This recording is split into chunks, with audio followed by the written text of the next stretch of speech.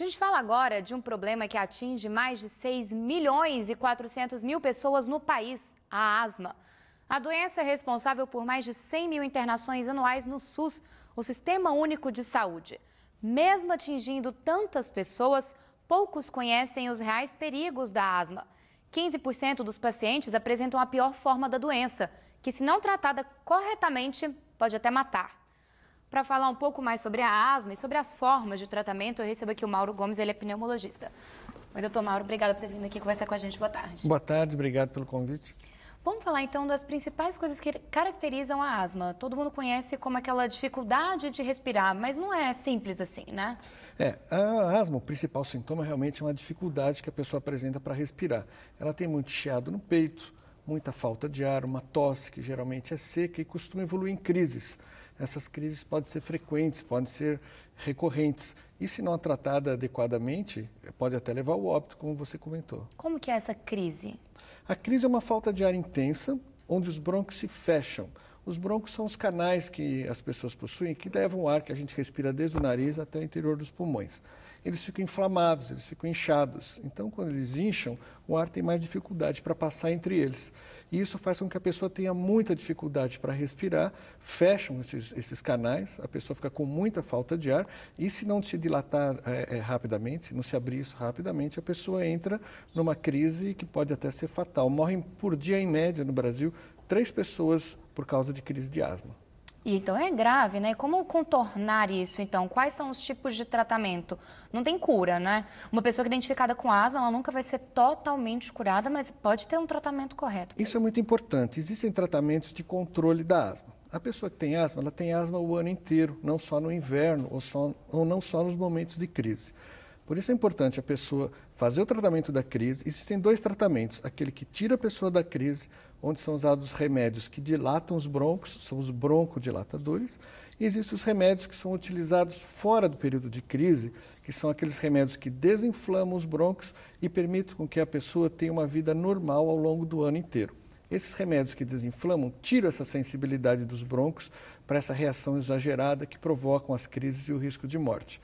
Por isso é fundamental quem tem asma fazer o tratamento regular ao longo do ano inteiro para que, quando chega num período agora como do inverno, ela não tenha crise e não tenha riscos maiores. Eu ia te falar justamente isso. A gente está no período do inverno aqui, principalmente na capital paulista. A gente ainda tem o agravante dos poluentes. Fica muito difícil de dispersar os poluentes com esse tempo tão seco.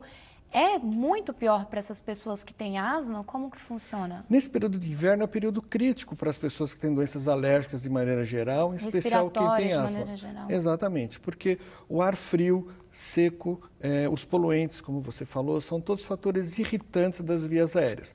Quem tem os brônquios sensíveis, como quem tem asma, que tem esses brônquios inflamados, a inalação desses poluentes, e não só desses poluentes, principalmente aquela poeira doméstica, o ácaro domiciliar, são fatores dentro de casa, fumaça do cigarro, são fatores de dentro de casa também que vão irritar e vão provocar as crises. Por isso é importante não só a higiene doméstica, mas também o tratamento regular para fazer a prevenção das crises. É uma coisa muito básica, muito simples que o senhor acabou de falar, que é limpar a casa. Para uma pessoa que tem asma, alguém que tem asma em casa, tem que redobrar os cuidados com isso, é limpar diariamente. Quais os outros tipos de cuidado que se pode ter? Evitar acúmulo de objetos que acumulem muito pó. Então, o quarto de quem tem asma não deve ter muita coisa acumulada, livros, bichinho de pelúcia, móveis, né? Evitar o carpete, evitar o tapete, né? Evitar fumar dentro de casa. Né? Então, um familiar de alguém que tem asma tem que tirar isso da cabeça, esse negócio de fumar. Fumar dentro de casa é péssimo para quem tem asma. Né?